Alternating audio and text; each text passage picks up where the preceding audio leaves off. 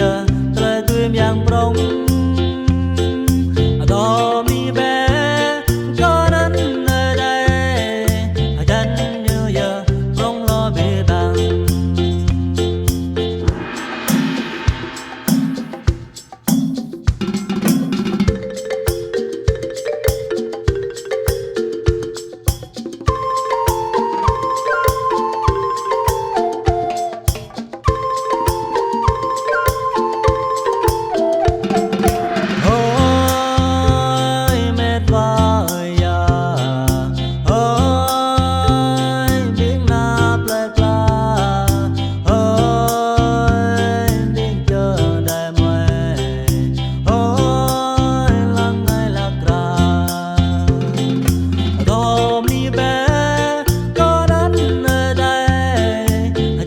như màu tươi tươi yang prong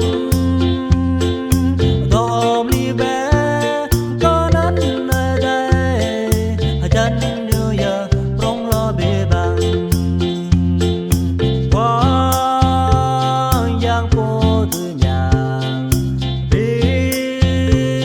vắng lên mang nhiều tham trái bên tăng về